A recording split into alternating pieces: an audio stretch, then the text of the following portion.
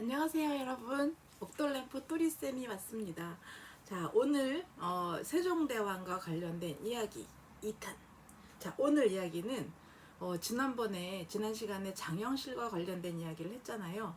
오늘은 한글을 창제하게 된 이야기에 대해서 해보려고 합니다.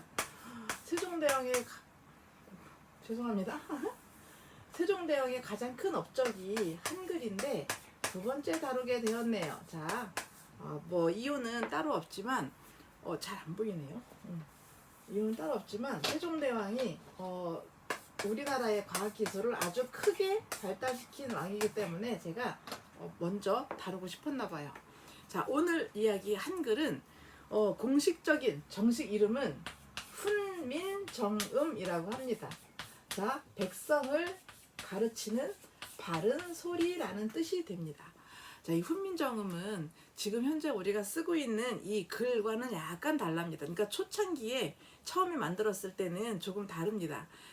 그 한글이 처음에 이제 만들게 된 거는 세종대왕이 어느 날 보고를 한 건을 이렇게 들어요. 그러니까 이제 보고가 들어왔는데 내용을 보니까 어느 그 시골 마을에 아들이 아버지와 다투다가 아버지를 그만 돌아가시게 만든 거죠.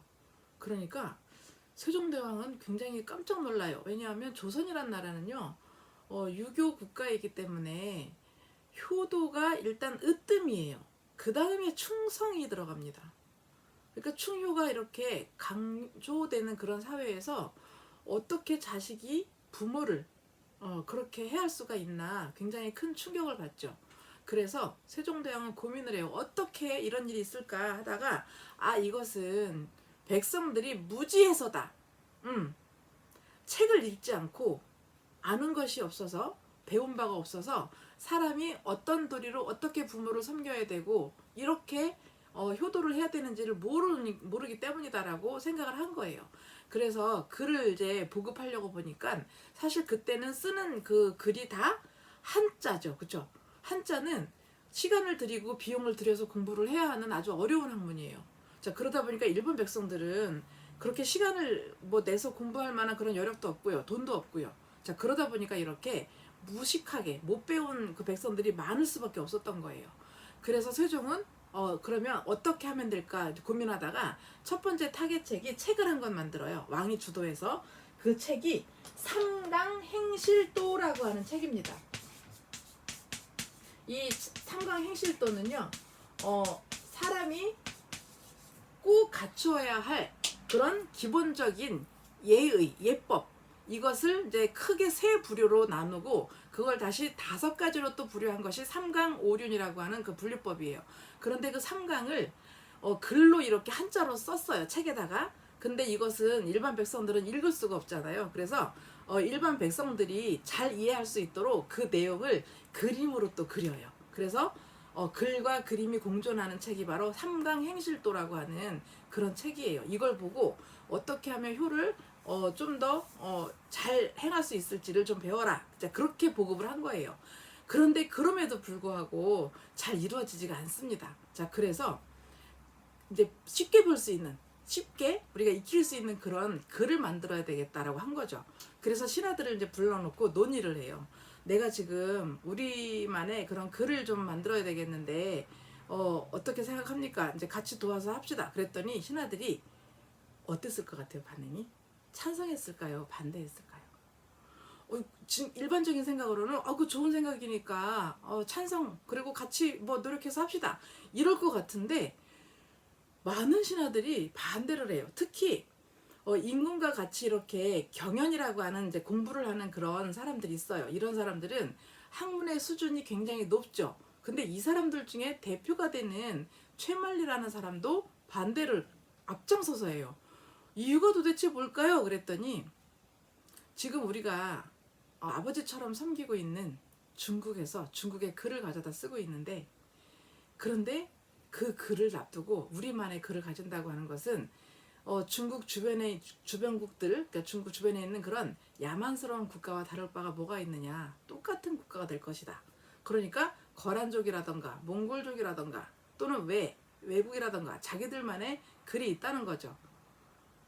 여주족도 마찬가지예요. 그러니까 우리도 그렇게 똑같은 취급을 받을 수 있으니 그건 절대 안 된다. 우리는 공자의 그런 가르침을 받는 사람들이기 때문에 공자의 나라에 글을 쓰는 것은 어찌 보면 당연하다라고 하는 거죠. 그런데 이거는 표면적인 핑계에 불과한 것 같아요.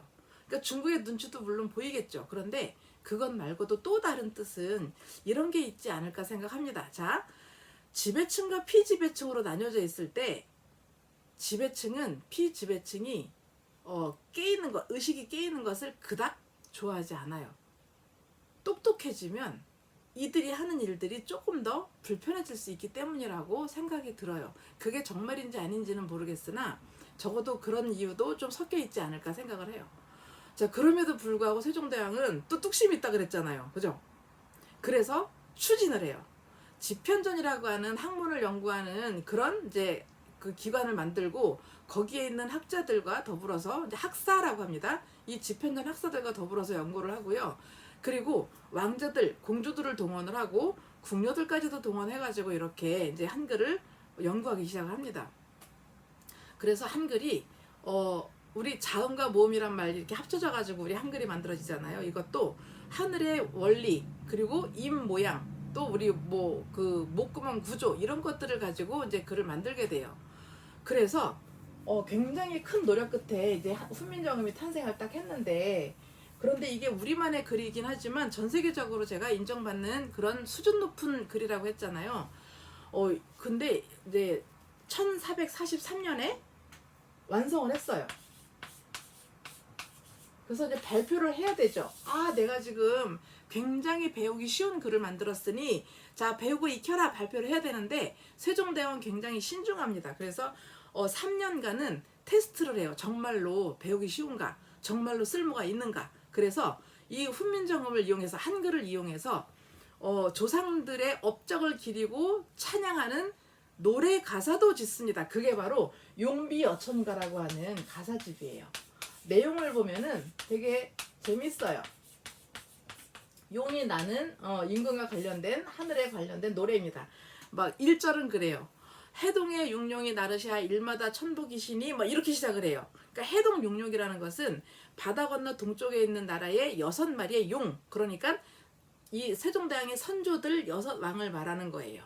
그러니까 이성계의 아버지부터 할아버지, 증조할아버지, 고조할아버지 4분, 그리고 이성계, 그 다음에 아버지 태종 이방원, 이렇게 6분을 용이라고 이렇게 노래를 한 거죠. 2절이 많이 들어보셨을 거예요. 뿌리 깊은 나무는 바람에 안 흔들리고 뭐 샘이 깊은 물은 가뭄에도 마르지 않는다. 이런 노래가 바로 용비어천가죠. 그래서 이런 식으로 하면서 여러 가지 테스트를 한 다음에 아, 정말 괜찮다라는 판단이 든 3년 후에 1446년에 드디어 반포를 합니다. 발표한 거예요. 그럴 때에 이 그 훈민정음이라고 하는 제목을 딱 달아서 내가 이렇게 만들게 된 것은 중국과 글이 너무 달라서 백성들이 익히기 어려워하니 내가 이를 너무 불쌍하게 생각을 해서 가엾게 여겨서 새로 28글자를 만들었다. 그러니까 서로 이렇게 잘 학습하고 익혀서 네 뜻을 이렇게 펼치는 것을 어려움이 없게 하라. 사실은요, 백성들이 억울한 사정이 있으면 이제 관청에 가서 이렇게 고해야 되잖아요. 그런데 억울한 일 중에 대부분은 관청과 관련된 일이에요. 세금을 너무 터무니없게 한다던가 아니면 어떤 불이익을 줬다던가. 자, 그러니까 관청에 고한다는 것은 또 어려운 일이잖아요. 그래서 중앙관청에 직접 고하고 싶은데 절차라는 것이 또 있어서 지방관청을 통해서 중앙에 올라오면 거기에 또 관련된 관청을 몇 군데 거쳐서 올라오죠. 그러니까 실제로 이 백성들이 자기 뜻을 이렇게 관철시키기가 너무 어려운 일이에요. 더군다나 또 이렇게 글을 써가지고 올려야 되잖아요. 백성들 글 모르는데 어떻게 해요? 그러면 글을 아는 양반들한테 부탁을 하게 되죠. 내가 억울한 사정이 있으니까 이걸 글로 써주세요.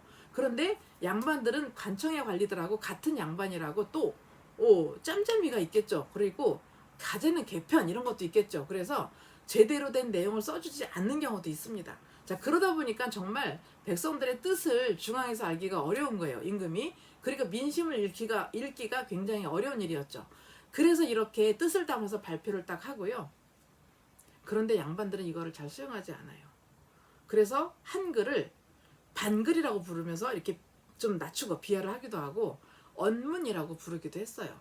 그래서 초창기에는 양반들은 여전히 한자를 사용을 하고, 그리고 이 한글을 이용하는 사람들은 아녀자들이나 아니면 평민이나 이렇게 좀 신분이 천한 사람들, 이런 사람들이 이렇게 익혔던 것이 한글입니다. 하지만 지금 우리는 전 세계적으로 인정받잖아요. 그렇죠? 이렇게 과학적인 글은 전 세계 어디에도 없습니다. 그래서 정말 이 그 글에 최적화된 똑똑한 사람들은, 외국인들은 한나절만 해도 원리를 깨치게 되면 한글을 배운다고 해요. 그렇게 쉬운 글자가 어디 있습니까? 그리고 못 만드는 뜻이 없고요. 못 만드는 글자가 없어요. 그래서 우린 굉장히 자랑스러워할 수가 있는데, 일본이 우리나라를 35년간 강제로 식민지로 만들어서 점령을 한 적이 있죠. 그럴 때 어떻게 해서든지 간에 이거를 비하를 시키고 싶었나 봐요. 그래서 세종대왕이 한글을 만든 것은 문살을 보고 만들었다라는 말을 막 만들어내기도 했어요. 자, 옛날에 이렇게 문살을 보면 이렇게 이제 살로 이렇게 되어 있죠. 그죠? 그래서 기역은 기역, 니은은 니은, 디귿은 요렇게 디귿, 리을은 이렇게 리을, 미음은 이렇게 만들었다라고 막 주장을 해요. 비읍도 마찬가지고. 그럼 시옷은 어떻게 했겠어요? 뭐 시옷 요렇게 이렇게 했다고 주장을 했어요. 세상에 문살을 보고 딱 키워쳐가지고 한글을 만드는, 그러면은 이 원리를 어떻게 해석할 거예요? 어떻게 설명할 거예요? 그렇죠? 참 어리석은 나라라고 볼 수 있어요. 자, 우리가 얼마나 세종대왕이 골치를 썩히고 얼마나 머리 터지게 연구를 했는지 그런 것들은 다 무시하고 싶었던 거예요. 그러니까 야사에 의하면 세종대왕이 한글을 만들 때 이 발음을 가지고 이제 모음을 만들잖아요. 아, 이 이런 거, 그쵸? 자, 모음이 아니라 자음이죠. 죄송합니다. 자음을 만들죠. 그런데 목소리를 낼 때랑 이럴 때 그 성대 벌어지는 것, 그 다음에 혀가 어떻게 굴리고 말리는지 이런 것들을 연구하려고 맨날 궁녀를 불러다가 입을 벌려봤대요. 입 크게 벌려, 목구멍 좀 보게, 입 크게 벌려, 혓바닥 좀 보게, 이러면서 소리를 내봐, 아 해봐, 해봐, 이랬다는 거예요. 그래서 궁녀가 정말 몇 날 며칠을 계속 하다가 목이 망가져가지고 목이 쉬어서, 그래서 다른 궁녀로 교체를 한다거나 막 이런 일화도 있어요. 일화 중에는. 자, 그러다 보니 얼마나 이게 어려운 일이었는지를 알 수 있는 일면이잖아요. 자, 그렇게 해서 하늘의 원리 천지인을 가지고 우리 그 모음을 만들고, 우리 지금 입구조를 가지고 자음을 만들어서 합쳐졌는데 어디서 문살이라는 말이 나오냐는 거죠. 그렇죠? 우리는 우리의 한글을 자랑스럽게 생각하고 열심히 책을 읽고 열심히 글을 활용해서 글을 쓰는, 자, 그런 일들을 잘 지켜내야 한다고 생각합니다. 자, 오늘 한글에 대해서 일부분 살짝 맛보기로 해서 말씀을 드렸어요. 오늘 이야기가 유용하고 재밌고 도움이 되셨나요? 자, 그렇다면 구독, 좋아요 눌러주시고 저희는 다음 시간에 다시 만나도록 하겠습니다. 자, 감사합니다. 다음 시간에 뵐게요.